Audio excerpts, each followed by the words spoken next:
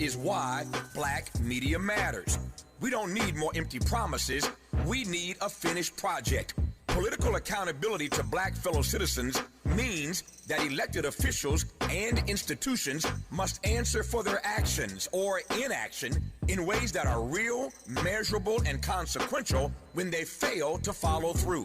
I suppose the good news here is that LA City Council President and 8th District Representative Marquise Harris Dawson is now officially on the record. But to be clear, he's also on the clock. Remember now, it is anticipated that construction activities will begin within the next weeks. We shall see.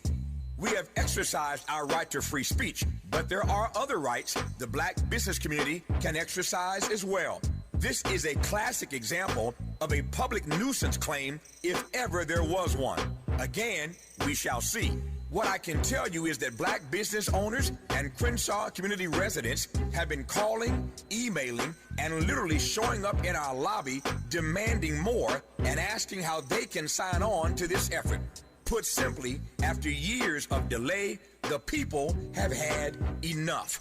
My big mama put it this way: once a task you have first begun, never finish until it is done. Be the labor great or small, do it well or not at all.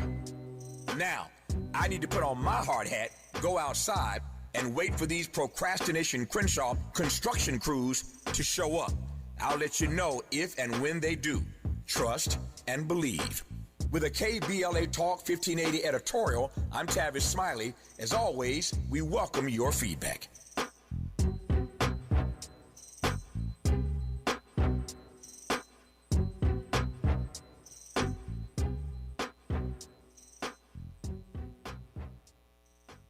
First things first.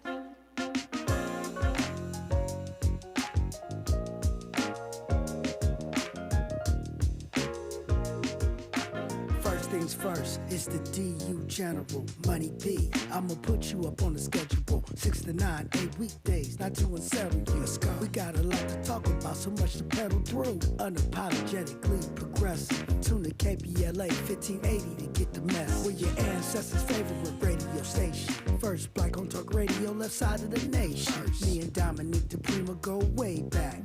Tag Smiley making sure the station stays black. Discussing all the issues in our community. We're hosted black and brown and others find unity. So let's talk about it. Maybe we can improve it. Digital underground, always down with the movement. So we tune in. The first things first with the queen of black talk radio, Dominique the Prima. Go sis. First things first.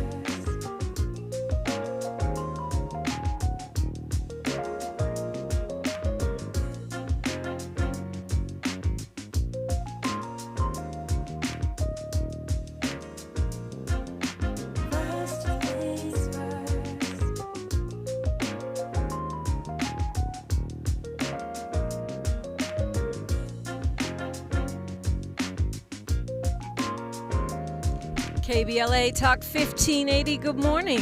Good morning. Good morning. Happy Monday.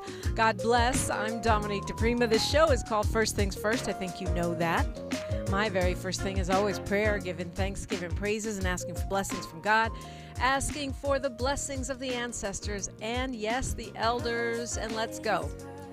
It's hotter than July. We got a lot to do. We got a lot to talk about and so much to understand. Okay, so the way we do things on a Mindful Monday, we call it Mindful Monday because we start out our second hour with a little guided meditation, affirmation, centering, an astrological peak perhaps, and we get our intentions right for the week that will be. That's how we start our second hour with Sahara Ali.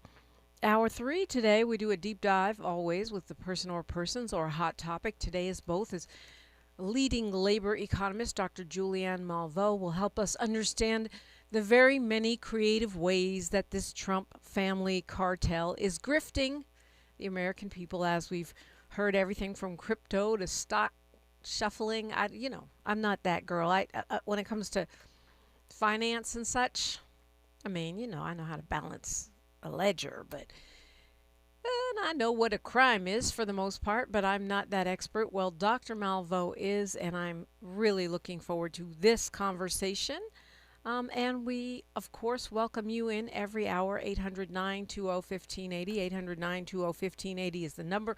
You are welcome in on YouTube, where we stream, and the conversation with the KBLA delegation is always informative and rather warm, by the way, if you're looking for some fellowship.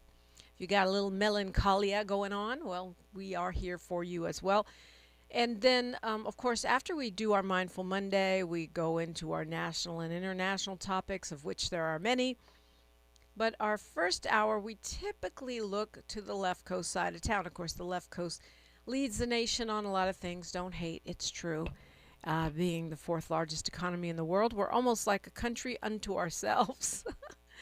And I'm happy to welcome in. She is a mother. She is a community activist organizing with Black Lives Matter grassroots. She is a consultant. I don't know. I forget the right way to say it because you don't say DEI, but that's what those folks would call it. And she's also a professor. And she's got a lot of hats that she wears. LaMikia Castillo, good morning. Good morning, Dominique. How are you today? I'm blessed. How are you? Feeling blessed after this holiday weekend. Yeah, you sound like you're not ready for it to be over. No, it's been a long and busy and fun weekend. So, yeah, definitely not ready for it to be over. But it's Monday. It's the first Monday of the month, so here we are. Yeah, here we are. A lot has happened over the weekend, actually, believe it or not. Do you watch tennis at all? Sometimes, but I've been into the World Cup recently, so not too much. Okay. Well, that was a big something, too. If you have any Chicano or Mexican friends, show them a little love and care today. Yeah. Mexico That lost. was a rough one yesterday. Yeah, I know. Yeah, were you rooting for Mexico or England? My family and I have been rooting for any of the non-colonizers, just the colonized nations. That's how we look at it. Yeah, it's not even just rooting for everybody black at that point. Mm-hmm. Yeah. Well, actually, it kind of is in some regard because, excuse me, I don't know if you've been noticing. I'm sure you have. These teams, I don't care where they are in the world, all of them are stacked with black people. Yeah. Almost every single team. Well, they want to win. I mean, that's what that is. Right. Right. But I have found it so fascinating. I did notice it the last time with the World Cup, but I did in particular notice, like even Mexico, countries that have, Mexico only about 10, 15 years ago recognized black folks in this country, like actually put black as an option on their census. And so to have, some of the most prominent players be clearly black and folks, it's just, of course, interesting. And yes, like you said, they want to win. They want to win. I mean, that's what I notice with always with the Olympics. When it comes to track and field, I don't care if it's Sweden, Norway, could be the whitest country ever that has no immigration policy.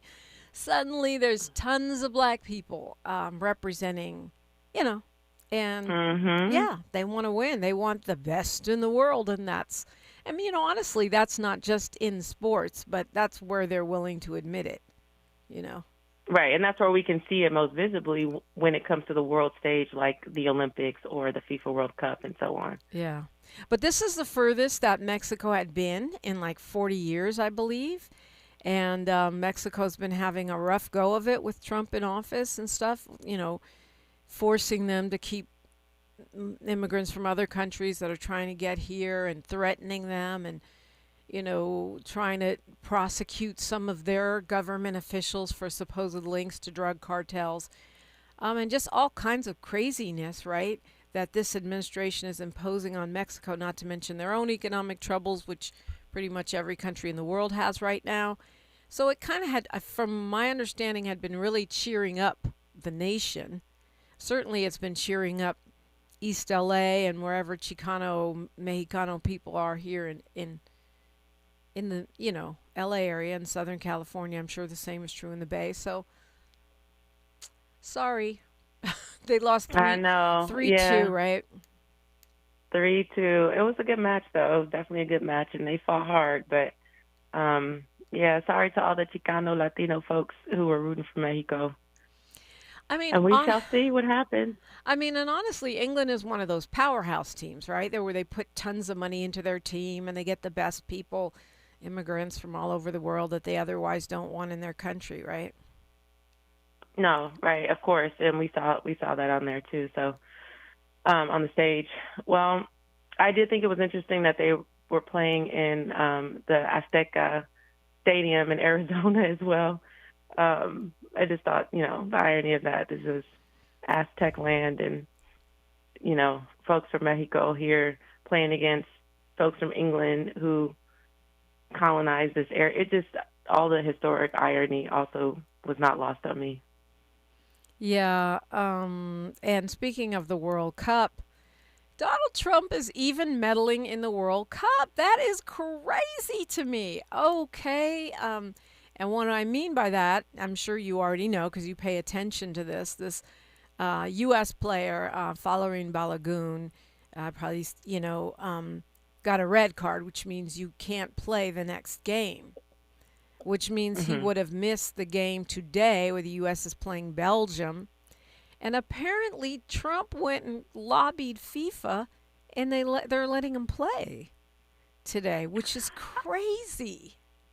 Yeah, I did. I saw that, and for all that Trump is doing, even with before this red card situation, right? I remember having conversations with some of my friends who are huge soccer fans, who were concerned about referees, right, being allowed into the U.S. to even be able to ref the games from other countries like Somalia, right? And yeah, they so kicked the Trump out the administration, Somali guy, right? Yeah. Exactly. They kicked out the Somali guy. There were players from different teams who couldn't get their visas to get into the United States. And so to do all that and then to go and petition to have someone who's not supposed to play who got red carded, it just seems like a whole setup as everything else that Donald Trump does. He right? cheats. He's a cheater who cheats. And Yeah, I hate that he's cheating on exactly. behalf of the U.S. The crazy thing is the guy's black, so okay, yay, but no, because apparently this particular player has been kissing the president's backside for years. And so, once again, if you are willing to kiss the ring or the backside, you get, the Trump card. I don't know if it's working for Nicki Minaj, but it's certainly working for this guy. But the bad thing is he's going to be hated by people all over the world. I mean, the Belgians are already filing an appeal today. And the Norwegian team and a whole bunch of other teams, the coaches, are condemning this, saying it's terrible for the World Cup. It makes it look like they're cheaters. There was already all these videos going around about how much the FIFA officials, the referees, favor Lionel Messi of Argentina. Some people were saying that maybe Cape Verde, Africa, would have won had it not been for the favoritism that the ref showed towards Messi, because he actually fouled several people and should have had a yellow or red card himself, but got nothing. And, Cape Verde was classy. They didn't argue about it, but it's going around and the fans are saying it. Yeah, I felt that too. I'm feeling that it does definitely seem like there's some cheating going on, and it does not help that the president of the United States is just blatantly going out and requesting that a red card be reversed. I don't blame Belgium for appealing that, because it doesn't fare well, doesn't look good. We already are in a bad light with the rest of the world as the United States, given what Trump has been doing. The World Cup is the biggest stage where all of these countries come together, and it's supposed to be pride and, for your country, and everybody's supposed to have this camaraderie and like, hey, we could put all of these things aside, any tensions that we have, and work together as humans in this world on something that's fun and brings life. And Trump, of course, has to go and ruin that too. And it doesn't feel good as a person who is an American citizen, to see this happening in real time. It feels shameful and embarrassing, honestly. Yeah, and if you're not a soccer fan, just know that this doesn't happen. Like once you got a red card, you got a red card. There's no appeals process. It's not like football where they can review the tape or anything. This is unheard of, and for it to come from the president of the United States, it's just gross. Okay, LaMikia Castillo is with me. You're welcome in. I'm Dominique DePrima, and this is KBLA Talk 1580. Thanks for starting your morning off with a voice that speaks truth to power and the powerless, getting to the heart of what matters most in our community. This is where authentic conversation meets real action. From breaking news and politics to culture and community solutions, this is where you hear perspectives you won't hear anywhere else. This is where we come together, get informed, and make change happen. You're inside First Things First with Dominique DePrima on KBLA Talk 1580. Good morning, sunshine. You make my day. Number 14. That's where Talkers Magazine ranked Tavis Smiley on their Heavy 100 list of the 100 most important talk radio hosts in America. Join Tavis weekdays, 9 a.m. to noon or 9 p.m. to midnight. Only on KBLA Talk 1580. As a fitness coach, my active psoriatic arthritis can slow me down. With Skyrizi, Risankizumab Riza, I'm treating my skin and joint symptoms so I can keep moving. Skyrizi, a prescription-only injection for adults, helps me move with less joint pain, stiffness, swelling, and fatigue. And for those who have plaque psoriasis, 90% clearer skin is possible. With Skyrizi, there's no daily dosing. It's just 4 doses a year after 2 starter doses. Don't use if allergic to Skyrizi. Serious allergic reactions, increased infections, or lower ability to fight them may occur. Before treatment, get checked for infections and tuberculosis. Tell your doctor about any flu-like symptoms or vaccines. Thanks to Skyrizi, there's nothing like clearer skin and better movement. And that means everything. Ask your doctor about Skyrizi. Visit skyrizi.com or call 1-866-SKY-RIZI to learn more. Don't be anxious or confused about AI. Take control of your career when you get the skills to tackle real business problems and design specialized solutions. HR Dive reported that entry-level talent with applied AI credentials can receive up to a 25% salary boost. But where do you find training that you can trust? Future-proof your career and deliver more value with Humans Lead the Way AI. Their hybrid learning courses use practical definitions, real-world examples, and strategic insights to help you and your team understand AI with confidence. No magic, no hacks, no shortcuts. Just practical knowledge that helps you use AI more successfully. Don't wait. AI can never replace people who know how to use it well. Register for courses today at humansleadtheway.com. That's humansleadtheway.com. Your ancestors' favorite radio station, and your favorite morning show host. Let's get back to Dominique DePrima right now. Right now. And of course, the reason I was bringing up tennis is because Naomi Osaka, who is black and Japanese, has gotten into the quarterfinals at Wimbledon.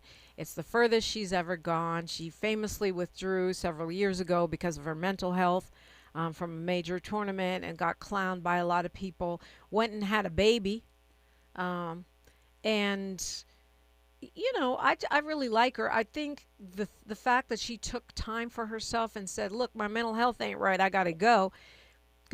Goes, has a baby, comes back, and now she's gone further into Wimbledon than she ever has. She's making these fashion statements by coming out in these incredible designs. And, you know, before she takes off the outer layer and goes to her matching tennis outfit, it's just really swaggerific. And she is playing better than she's ever played in her life, even though she's a mom. And I love that. She beat the world number 1 over the weekend, Sabalenka. And so now she's going to the quarterfinals at Wimbledon, and she's playing amazing. I love that for her. I also love Naomi and everything that she has done over the years. I remember back in the day when she was being pit against, I can't remember if it was Venus or Serena, but there was a cartoonist who had drawn her with blonde hair to make her look more white. Do you remember this? Nope. Dominique? I didn't Yes, know. it was extremely controversial, and folks, pointed out the fact that, one, she is not white, she is black, even though she was raised in Japan. She is Japanese and black, and in America, you are absolutely black. I don't think she was raised in Japan. I don't think she was. But anyway, go ahead. Oh, I thought that.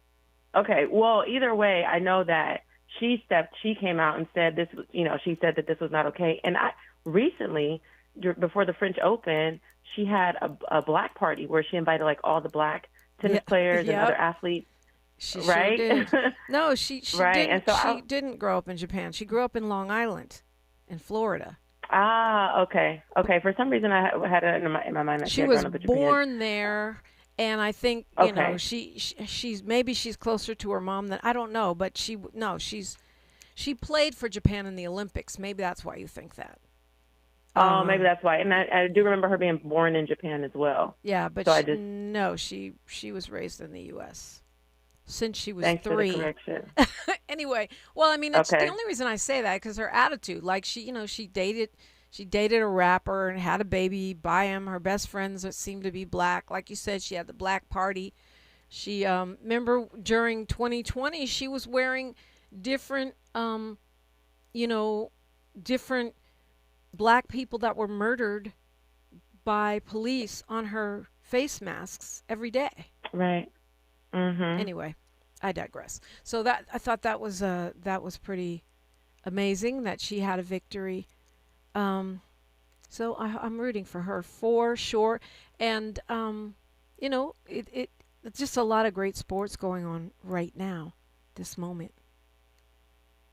Yes, and I love it. My kids are loving it. I feel like in a time where the world has been falling apart for so long, especially since Trump has been in office, it gives people a little hope, like you were talking about with soccer earlier, right? Folks from Mexico and everything that people have been going through with ICE raids and so on and so forth.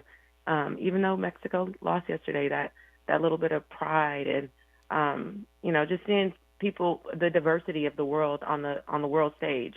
And all that represents, I think it's just a beautiful moment for folks to diversity, and also camaraderie, LaMikia, because despite the fact that the Trump has been terrible and the U.S. has been embarrassing as a host, the camaraderie between the players and coaches, for the most part, I say for the most part because Paraguay was pretty embarrassing, kicking people and stuff like that. But for the most part, the camaraderie and the mutual respect and stuff has been amazing. It has been. Everyone falling in love with Cape Verde has been really very sweet. This tiny African nation. I love it. Yeah. Sorry, could I just say for Juneteenth, I know that was a couple weeks ago. At my family's 4th of July festivities, most folks were wearing Juneteenth shirts, though. So I just have to say that. But on actual Juneteenth, when I was in Leimert Park in Africatown, I met people from all over the world, black folks who had come, and one young man in particular who came from London, but met with a friend that he got connected to because they were both studying in Cape Verde. And when they saw that Cape Verde had, made it to the Olympics and that they were the underdog, he literally was able to come from London to the United States, a black man, to hang out with his black friend who, is getting his PhD right now. And I was like, look at this. Look how it's bringing everybody together. And we all sat at Plant Chica to watch the game that was happening on that day. I think it was Haiti. I can't remember who they were playing, but I remember us having a great time and just seeing, like you said, that camaraderie and being able to connect, even with black folks who were like, wow, what a gift it is to, I'm from London and I'm here on Juneteenth and celebrating with you all in this beautiful space. And I'm here because I met this black man from the United States and we connected in Cape Verde. I just love that. I love seeing people from different walks of life coming together, learning about each other. We talked about abolition. We talked about Juneteenth together, and he was like, I can't wait to go back to London and teach my nephews because, all of us black folks are connected around the globe, and we have to know each other's struggle. And it just brought me so much joy. So I had to share that, especially around Cape Verde. And again, you're talking about a time when there's so much racism and this and that going on, particularly in the U.S., where we saw the white supremacists marching on, Independence Day, and that stunning picture of, I can't say what I call her, Rosa Note Given, on the bus with all these white supremacists. I mean, you see that, but on the other hand, everyone fell in love with this African team. Cape Verde, they have no money. They don't have all the high-tech, fancy stuff that Argentina has. Argentina is a world power. Their government happens to be fascist right now. They're the only ones that voted against them in the U.S. and Israel, against reparations, and, the saying that slavery was the worst, most grave crime against humanity. They have the superstar Messi, who has got the referees on his side, and they almost won. I mean, they really played with heart. Everyone fell in love with them. Suddenly, everyone's searching Cape Verde, and their tourism will probably leap tremendously. They've already brought $21 million home to their nation, which is huge for a country with only 500,000 people in it. So, those kinds of stories are so important. It helps people understand how big the world is and how much of it we don't know, and how there are beautiful, interesting, amazing people all over this planet. LaMikia Castillo is here. You're invited in at 800-920-1580. I want to check in with Boyle Heights on the fire there, the cleanup. Some disturbing news there. We'll track that and more when we come forward on KBLA Talk 1580. More of First Things First with Dominique DePrima when we come forward. I'm Bree Wood with BIN News Now. 8 people, including 4 children, were shot during a family barbecue in Brooklyn's Coney Island neighborhood. New York City Mayor Zohran Mamdani commented. There is no place for this kind of violence in our city. We will fight it with every single tool at our disposal. Police say a gunman opened fire into a courtyard, leaving 1 woman critically injured as the investigation continues. Philadelphia is honoring local changemakers with its Freedom Award. Black Mayor Sherelle Parker recognized 7 individuals at the National Constitution Center, including actor Coleman Domingo and former U.S. Ambassador David Cohen, for their contributions to the city and beyond. And civil rights pioneer, the Reverend Ed King, is being remembered across Mississippi after his death at age 89. The white minister became a key ally in the civil rights movement, helping lead desegregation efforts, organizing the Mississippi Freedom Democratic Party. Get BIN News Now on demand 24/7 on the iHeartRadio app. See and buy reptiles, birds, fish, amphibians, turtles, and exotic plants at the LA Pet Fair and Reptile Super Show this weekend at the Pomona Fairplex. It's the biggest pet expo in the world. A family fun event, July 11th and 12th. Get tickets at lapetfair.com. Is this the This is the KBLA Sports Minute with Ray Richardson. The U.S. men's soccer team will have their leading scorer for tonight's round of 16 World Cup match against Belgium. FIFA, soccer's worldwide governing body, overturned the 1-game suspension of U.S. striker Folarin Balogun. Balogun was scheduled to miss tonight's game after getting a red card in the U.S. win over Bosnia on Wednesday. FIFA officials reviewed the play and ruled Balogun should not have gotten a red card, which results in a 1-game suspension. Start time for the U.S.-Belgium match is 5 p.m. Live coverage on Fox Sports. The Dodgers lost to San Diego 5-2. They took 3 out of 4 from the Padres over the weekend and still lead the Padres and Arizona by 14 games in the NL West.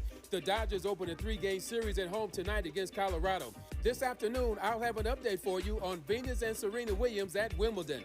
No debates, no speculation, just the info you need. That's your KBLA Sports Minute. I'm Ray Richardson on KBLA Talk 1580. Going to a World Cup match in LA this summer? Ditch the parking stress and ride Metro. With direct service from across LA County, it's the easy way to get there for just $1.75 each way. Let's do this. We're heading into one of the most important election seasons in a generation. And with so much on the line, your health care, your economy, your neighborhood, you deserve more than sound bites. You deserve the full story. KBLA Talk 1580 is your trusted voice for political coverage, commentary, and conversation. From local races to national headlines, we bring you the insight and perspective you need to make sense of it all and make your voice heard. Between now and November, a lot will happen, a lot will change. But one thing won't. KBLA Talk 1580 will be right here, keeping you informed, keeping you engaged, and keeping it real. KBLA Talk 1580, the place for politics. KBLA Talk 1580. We've got a lot to talk about. KBLA Talk 1580, connecting you with services and solutions. The Michael's Daughter Foundation is dedicated to inspiring youth and resilience through storytelling, arts, filmmaking, and enrichment programs for youth and families in under-resourced communities and system-impacted individuals. The Michael's Daughter Foundation is a 501c3 nonprofit providing free and low-cost arts programs to youth and families from under-resourced communities, both system-impacted youth and those affected by the incarceration of a loved one. 1 in 43 children in America have a parent incarcerated. 70% of those children are expected to end up in prison. Through filmmaking, animation, theater, and writing, they help young people express themselves, build confidence, and imagine new possibilities. Beyond the arts, they offer financial literacy workshops, emergency support, and scholarships. Because thriving takes more than talent, it takes access. To learn more about the impact of Michael Daughters Foundation and how you can be a part of the movement, please visit their website, michaelsdaughterfoundation.com. This is a community call to action from KBLA Talk 1580.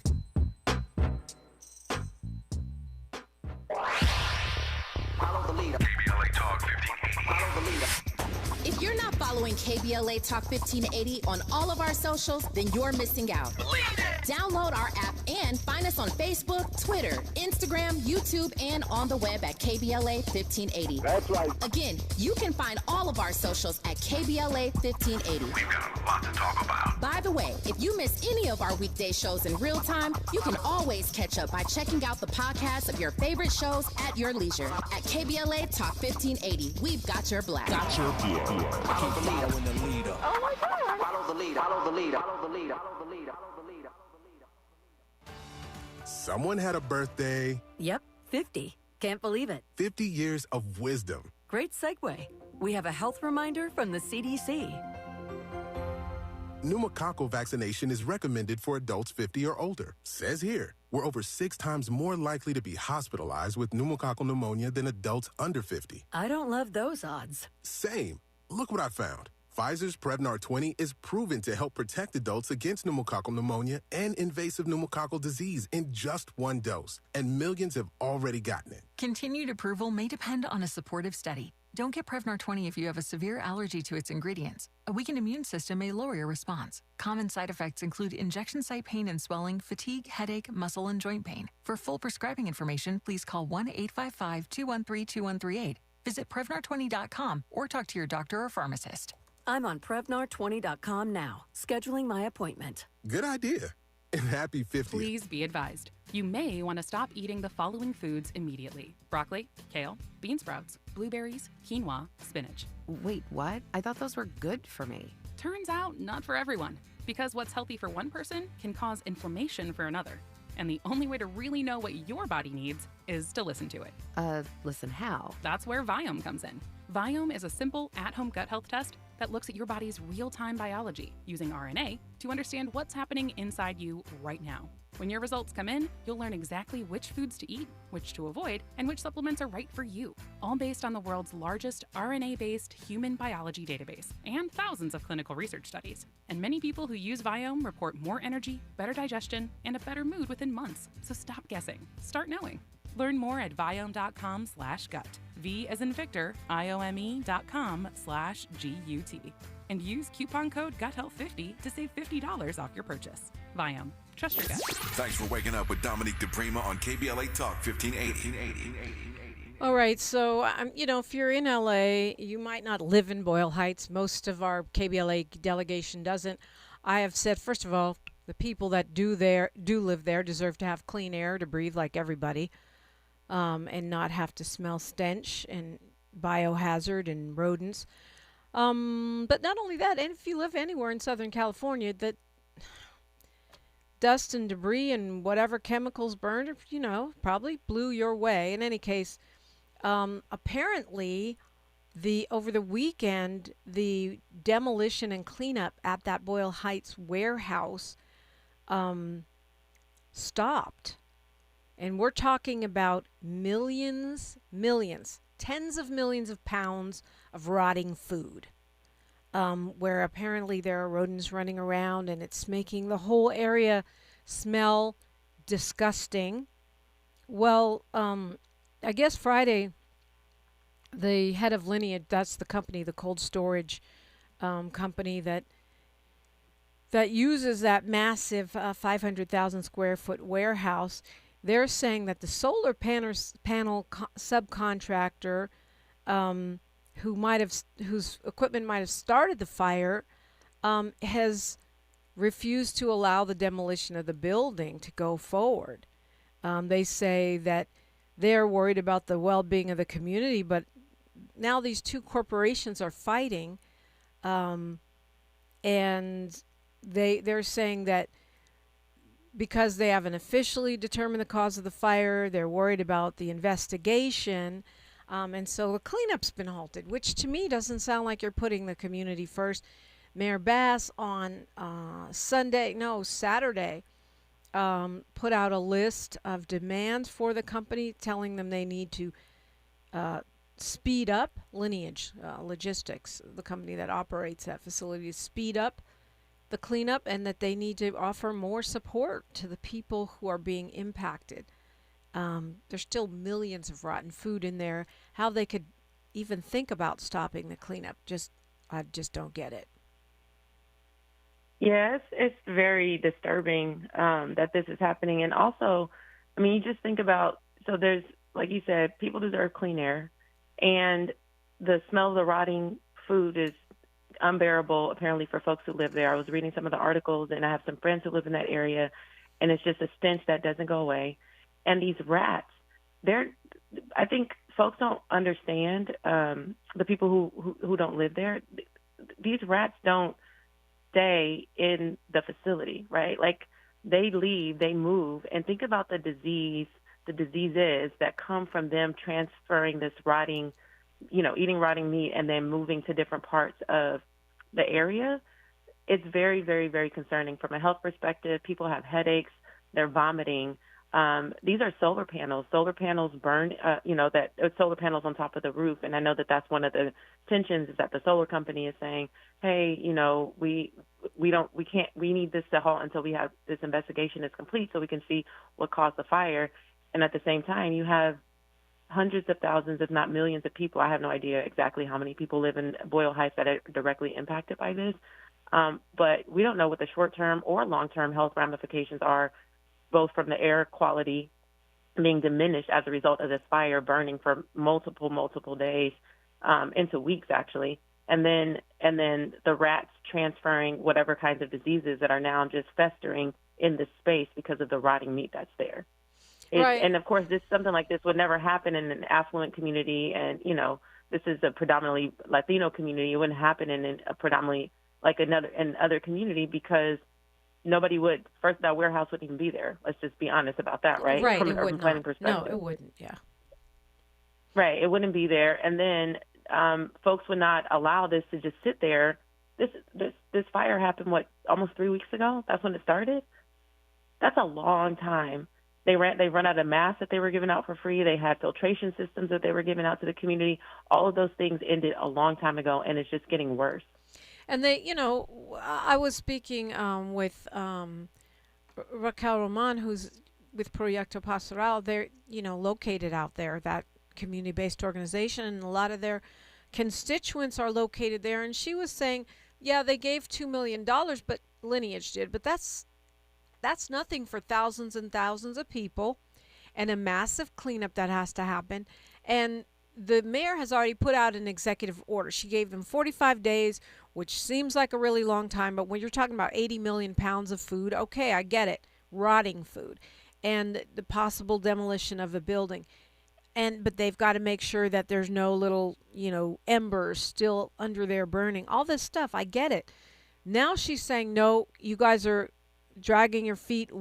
Also Supervisor Solis, I guess that's her district, Hilda Solis, saying we need a faster timeline. We need a concrete timeline. But the lineage is saying, well, we're ready to go and we can move in a way that doesn't compromise the investigation. But the solar panel company, I guess, is worried about their liability.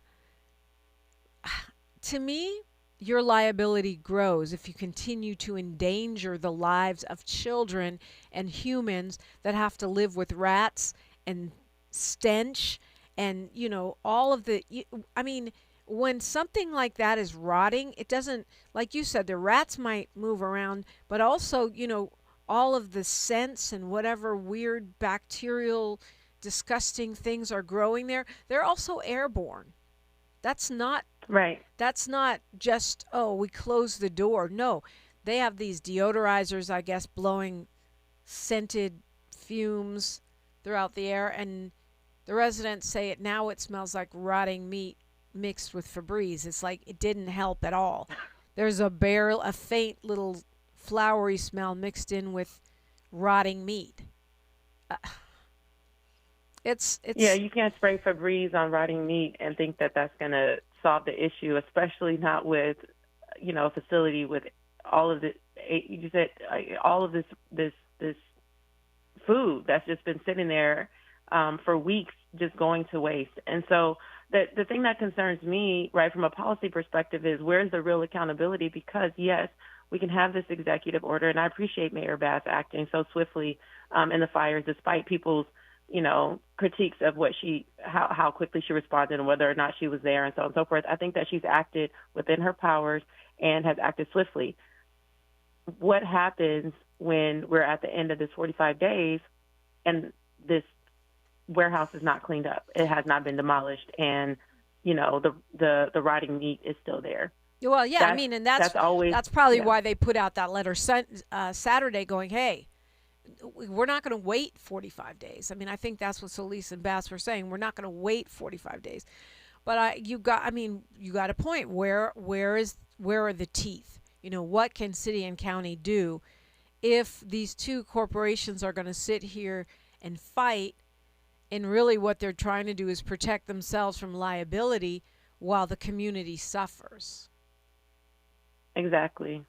That's exactly it. And that's why, again, from a policy and an urban planning perspective, this is why it's so critical for us to advocate for the types of things we want in our community on the front end, not blaming the community at all, right? But all of these things are connected because, again, how does a warehouse like this end up in a predominantly residential area, to be honest, right? I mean, Boyle Heights, again, is a very densely populated area, and there are lots of folks who live there. There are several schools nearby. Fortunately, school is out right now for the kids, but anybody who's in summer school, they're exposed to that while they're, in on the school sites in the local area. And so I just think that when we see things like this happen, I hope that people are making the connections with, asking these questions. How did this get here in the first place? How do we prevent something like this from happening in the future? All of that, of course, is difficult to wrap our heads around at this moment, but that's exactly what I'm thinking about. When this warehouse is gone, what's going to replace it, right? This happens in communities all the time, and we have to be mindful of when things are being constructed in our communities, when we're in a residential area and somebody wants to come in with a business like this, that, yes, it may create jobs, but then it also has the potential for these types of things to take place, and then who's going to be accountable to the community, when something like this happens, and the businesses are like, well, nobody's taking real full responsibility for it, and nobody's taking the action to clean it up properly. So you remember in May, this is in Garden Grove, right? There was a chemical tank that had created a toxic cloud. 50,000 people were evacuated. The fire department was there night and day because we thought it was going to be an explosion. They were able to keep it from exploding. They used water. They used all these different creative methods to cool down the tank. There were 700 people there in that city deployed by the state. Is it unfair to ask why we're not getting the same kind of mobilization for Boyle Heights? Oh, it's absolutely fair to ask that question. And in fact, so one of the organizations that we work with through my consulting businesses is the Air Quality Management District, South Coast Air Quality Management District. They are the entity that is responsible for making sure that air quality across Southern California, across they call it the South Coast Air Basin, is suitable for residents. And literally the day after that fire started, in a meeting with them, I asked that question. Why? And it's not their responsibility to relocate people, but who is doing this interagency collaboration between the county supervisor, the mayor, the city council member for Boyle Heights, and all of the other elected officials? But if you look at Garden Grove, it was the governor. It was the governor who stepped in and deployed 700 people to the city, right?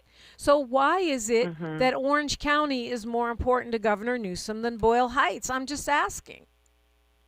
Yeah, no, it's a great question, and one that I think that everybody should be asking. Everybody should be asking. And again, this is why I brought up, well, what is happening? Why, if this fire is happening in Boyle Heights, not that long after what we saw at Garden Grove, why don't we see the same kind of response? And who's responsible for that? Because the governor can call that down, but then it's all of the local electeds who have to come together to make that happen. Who evacuated those folks, right? Who made sure that they had a place to stay in Garden Grove? Those are the questions that we should be asking, and why that's not happening, why it still hasn't happened all of these weeks later in Boyle Heights. Yep. And, I mean, I'll add that I think, there's no lack of community mobilization in Boyle Heights. There are powerful organizations there. Just quickly, because I know you have that urban planning as, one of the things you've worked on.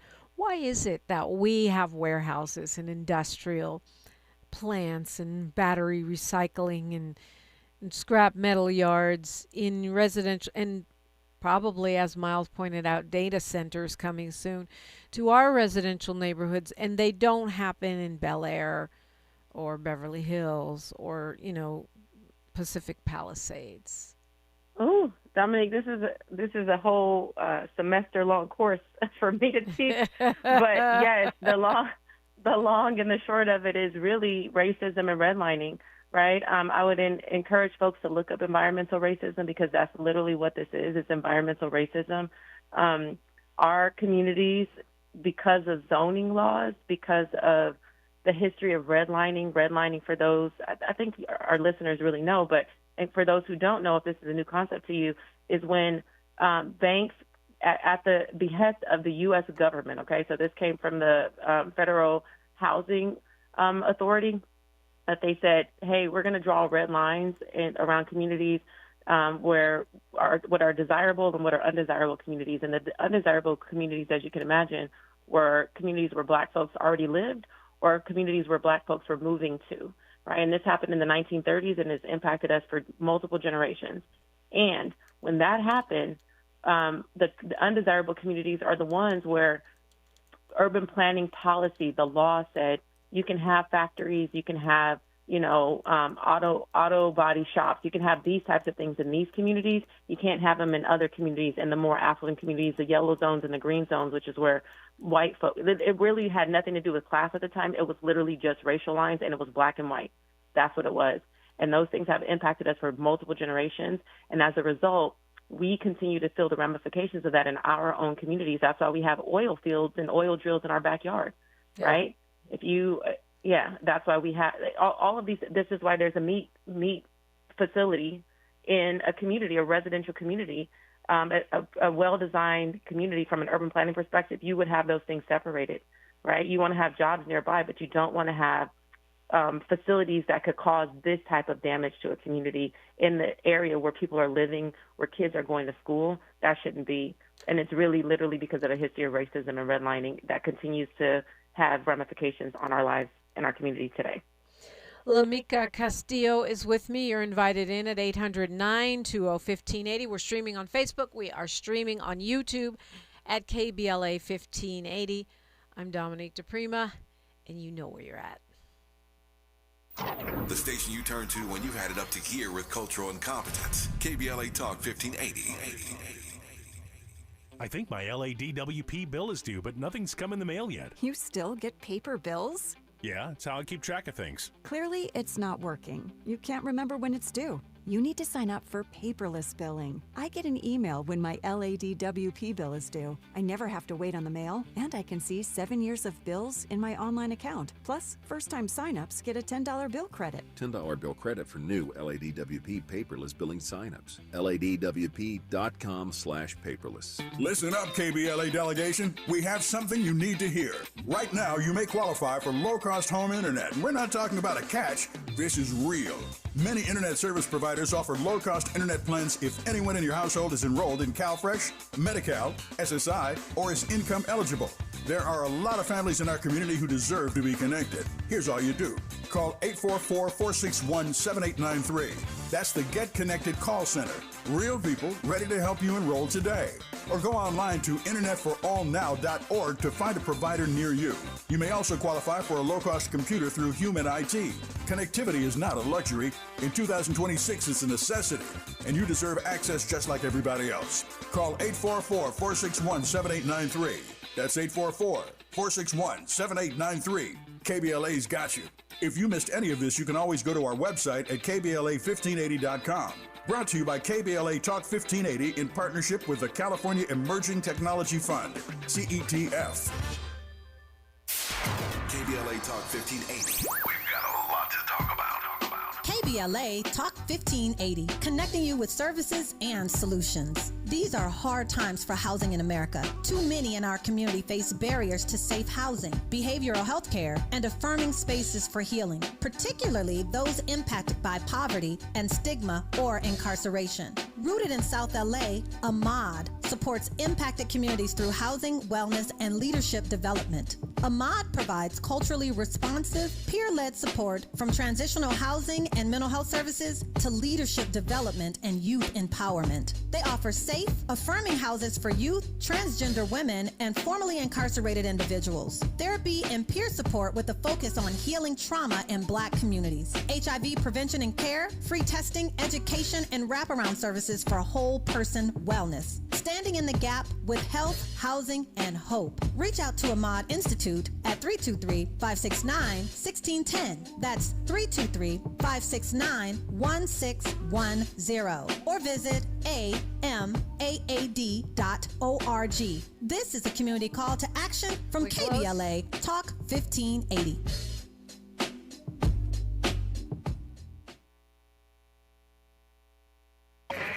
We knew you'd stick around.